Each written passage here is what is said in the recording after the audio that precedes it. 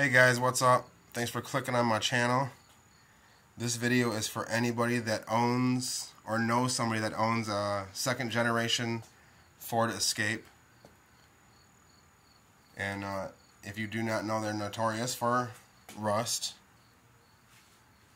This one's not so bad, but I've seen them pretty bad. It's rust there. You get rust in the rear wheel wells up in here, so check for that. A little bit of exterior rust here, and rust back here on the tailgate as well. Now another spot these are notorious for rusting in is the subframe.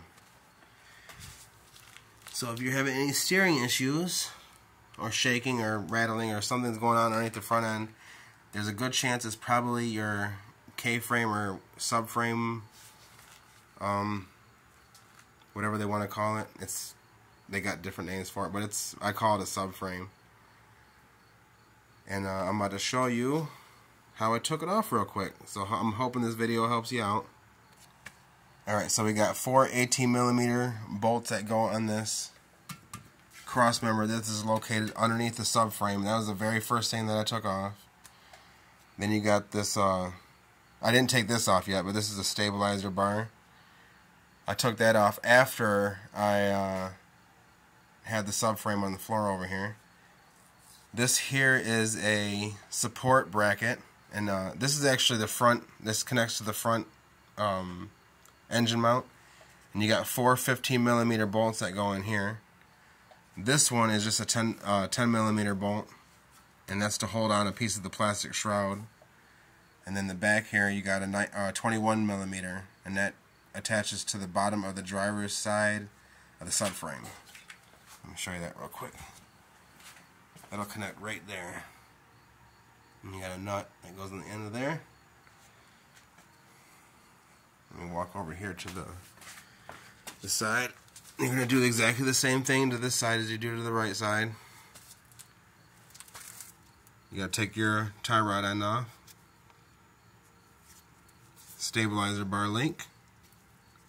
And you got a 17mm right here. Oh, I got a mosquito on me. You got a 17mm it's just to hold on to the bolt here, so that way it doesn't spin, so that way you can take it off. It's also got an Allen on the inside too, just in case. It's got 2 ways to hold on to it, which makes it nice. And the tie rod end actually has a hex on the end of it too. I believe it's 12mm. I don't know exactly that one, but this person replaced the brakes, and they got new tires and everything because they thought there was different issues going on. So you do the same thing to the passenger side as you do to this side. So disconnect all that stuff. That is going to be part of the that holds the subframe up, and that's going to be a 21mm. I like to soak everything down with PB Blaster or WD-40 or whatever you prefer. And while I was up here, I kind of gave that one a couple turns. Everything was pretty easy to get off, thankfully. So, oh, and then you got the your lower ball joint. It's attached to the control arm. You want to use a 15mm on both sides and pop that out of there. And then I'm replacing my control arm with the ball joint and all that. But if you want to be careful and you don't want to damage your ball joint or the rubber on the outside that seals it up, you can get a chisel. Right here, my hands, my face, my camera's in the way. But you put a chisel in here and you hammer it in there, and then your ball joint should slip right out of there. Pretty easy. But like I said, soak everything down. Not like drench it, but soak it down pretty good with your penetrating oil, so that way all this stuff is a lot easier to get out for you. Alright, and I have the 4-cylinder in this escape, so it's a lot easier to reach this stuff from the top. There's a couple things back here that you have to get.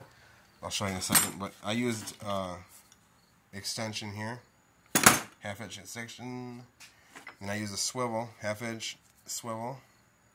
Got the 15 on there right now, but I just went ahead and climbed into the engine compartment here and took those. Those are going to be your, I think there's two 18s in the back, and then there's a 15 in the front, and that's your rear transmission mount. And then I got a 21mm there, and that's sandwiched. That's actually sandwiched in between the subframe. I don't know if you can see back here. And you got one more back there, right there. And that's going to be a 21mm. Pretty easy to get to from here. I don't know about the V6. Probably going to be much more difficult. But that's how you get to it from this one. Alright, now we're underneath here. And I took this off. This is going to be the drive shaft. If you have all-wheel drive, I do. These are T45s. Then I took the exhaust spring nuts off. And those are 13mm. And don't forget to lube, use that penetrating oil and everything so it comes off a lot easier. And then I had to get the U-joints here, and the cap fasteners are going to be 8mm. So I zip those off. And I got the 21mm bolts that hold the subframe to the bottom and the rear. It also holds the rear of the lower control arm into place. Got two of those, one on both sides there. And then here's your other 21mm nut that holds the subframe to another part of the frame up there. Zip those off. Make sure that's your rear trans mount. And you can see now how it sandwiches in there. It's going to be your rack and pinion. And it slips right in there like that. So what you want to do is you want to push this way. Push it that way to get it out of the subframe. And then when you do that, you pull the subframe this way. But you're going to have to, you just got to really pull down on this. I don't know if you can see, but you just got to really pull down on this engine and try to get it to pull down far enough to slip that subframe through here. And be careful you don't damage the threads on your bolt here. But I got thread cleaners. And I think that was about it. Oh, when that revved off, it ripped my CV axle out, so I'm probably had to, I don't know, I'll just get a new one probably. Probably what I'm doing. Alright, well, thanks for watching. Like and subscribe if this video helped. Or if it just, you just like watching people work on stuff. So, until next time, I'm most likely going to be making a lot more videos of other vehicles I'm working on. So, stay tuned. And, hit the subscribe button, like I said. Like the video. And I'll come out with more, guys. Alright, thanks.